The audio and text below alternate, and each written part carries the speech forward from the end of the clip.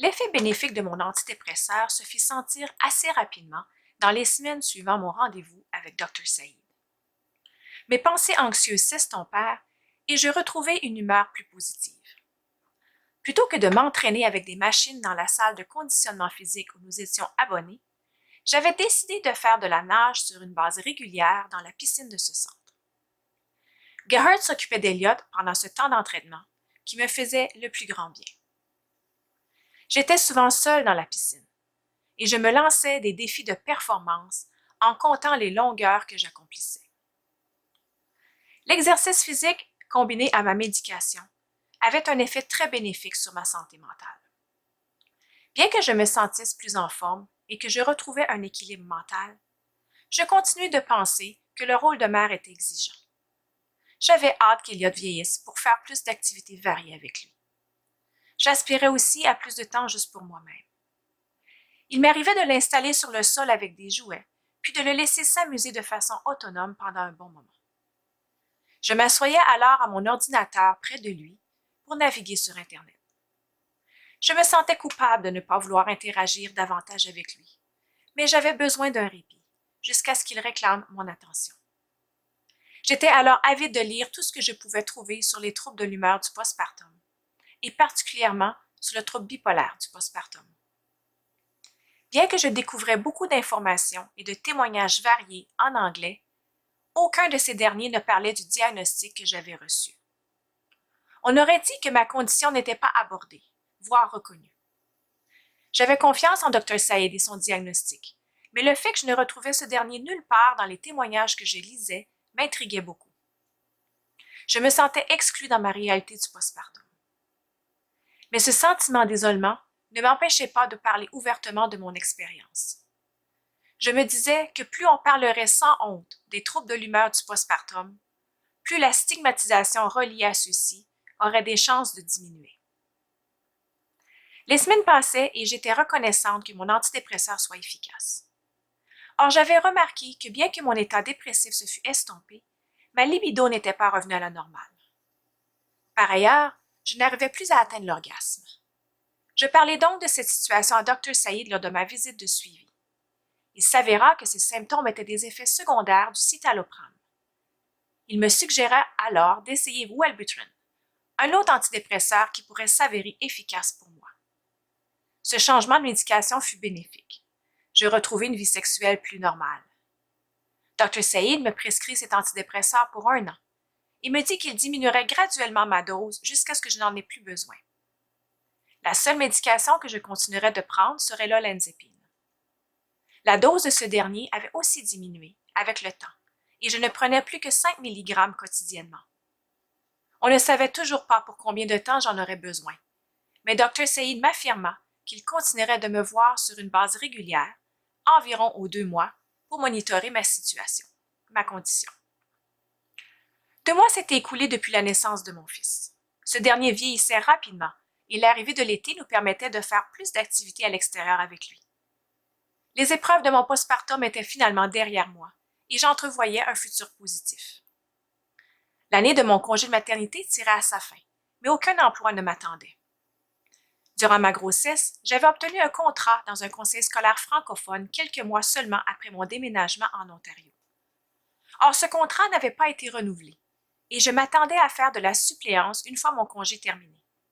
À mon étonnement, je reçus un appel de mon ancienne supérieure au mois de juin, m'annonçant qu'un poste permanent de conseillère pédagogique s'ouvrait et elle m'encouragea à postuler. C'était une belle opportunité qui se présentait à moi et je n'hésitai donc pas à postuler. On me convoqua à une entrevue quelques jours plus tard. Bien que je fusse nerveuse, cette dernière se déroula très bien. On m'offrit le poste et je l'acceptai avec joie. Je me sentais prête à relever ce nouveau défi. Et comme je connaissais déjà des gens à mon futur lieu de travail, je savais que je serais bien entourée et que cette transition se ferait plus facilement. Vers la fin de l'été, Elliot commença son entrée progressive à la garderie. Son adaptation ne fut pas très facile.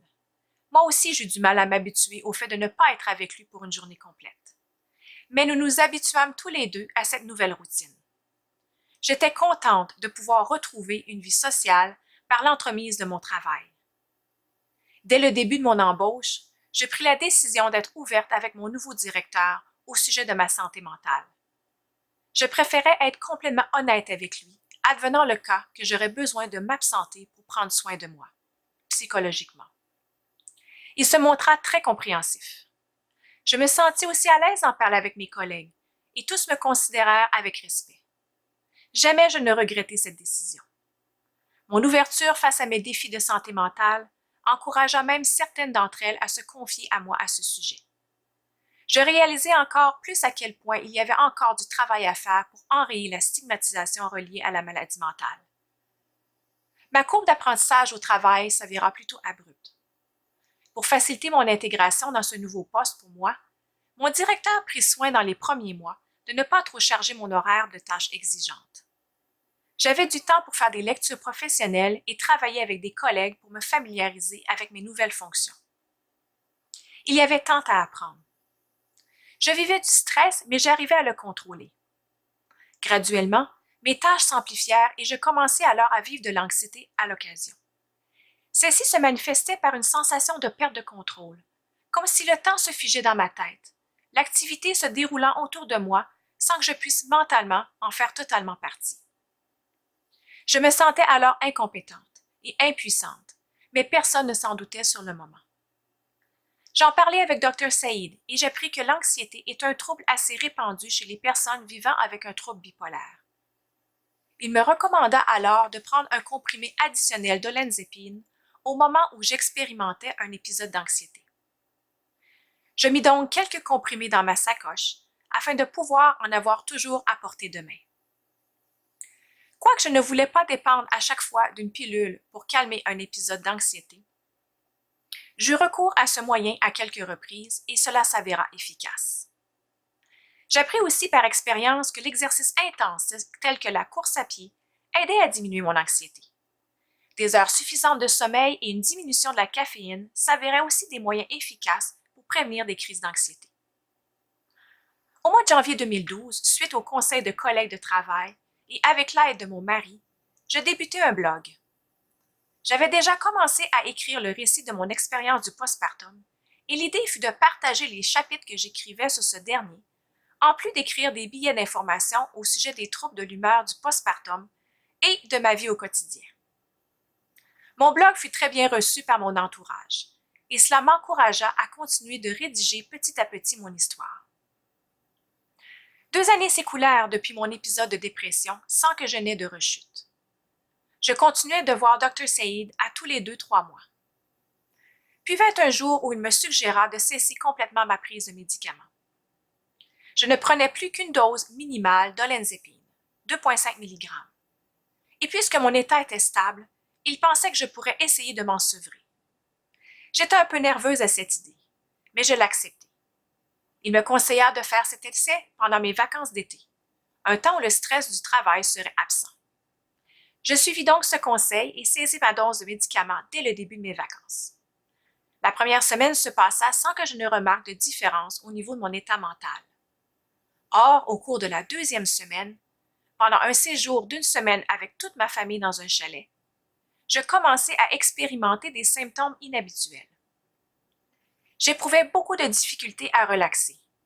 Des détails sans importance me préoccupaient et j'avais parfois des nausées qui me coupaient complètement l'appétit.